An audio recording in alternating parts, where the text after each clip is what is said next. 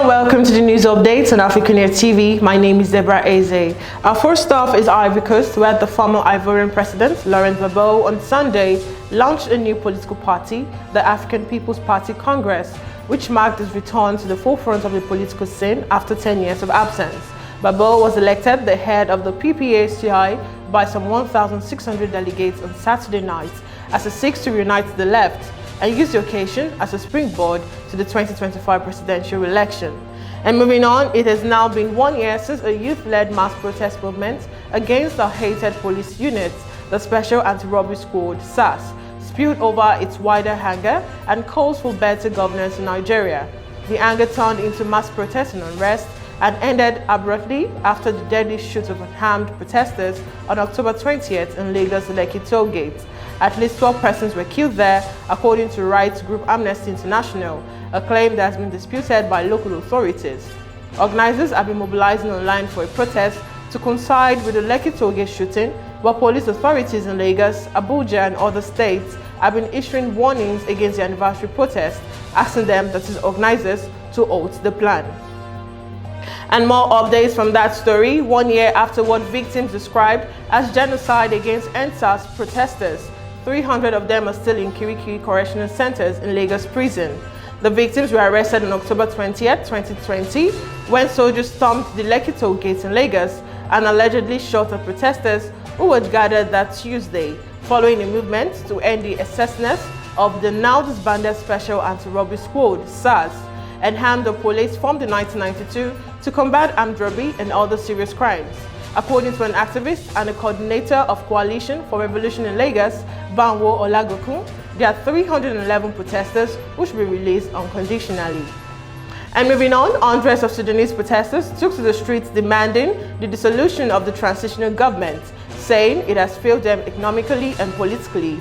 The protests came as Sudan political scene reels from divisions among factions, steering the country through a rocky transition following the April 2019 ouster of President Omar al-Bashir after mass protests against his rule.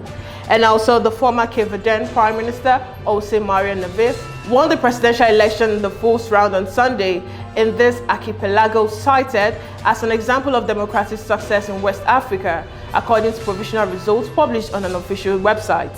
Neville, 61, a member of the African Party for the Independence of Cape Verde and head of government from 2001 to 2016, won 51.5% of the vote, an absolute majority needed to be elected in the fourth round. According to the results from 97% of polling stations, he is well ahead of Carlos Vega of the Movement for Democracy MPD Center-Right, majority in parliament. Vega, 71, another former prime minister from 1991 to 2000, obtained 42.6% of the votes. According to the same results, the abstention rate reached 51.7% of the registered voters. Vega admitted defeat in front of the television and congratulated his opponents. These results are yet to be validated by the Electoral Commission. And on the foreign scene, at least 22 people were killed after heavy rains lashed the South Indian states of Kerala over the weekend, officials said. Rainfalls across the state led to flash flood and landslide in several areas, with the Indian Army and Navy called out to rescue residents. Some 13 of those were killed after a landslide in Nkwocha village, officials and eyewitness said.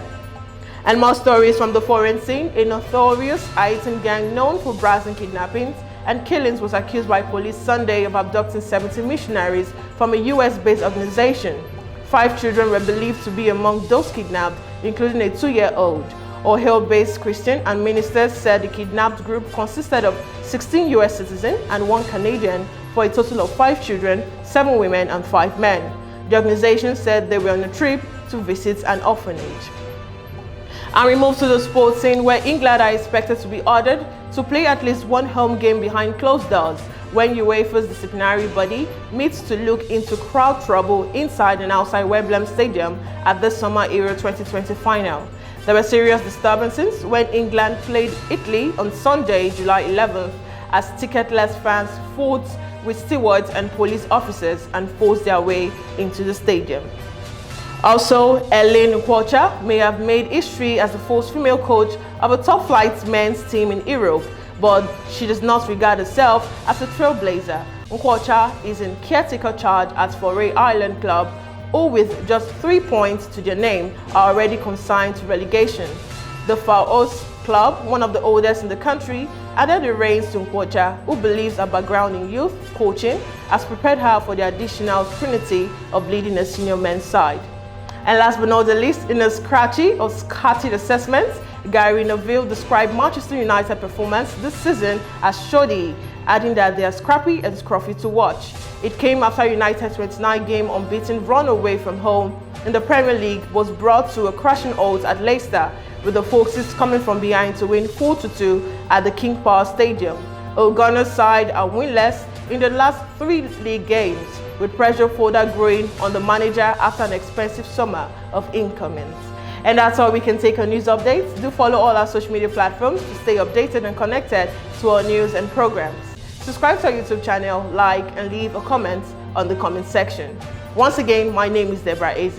Bye for now.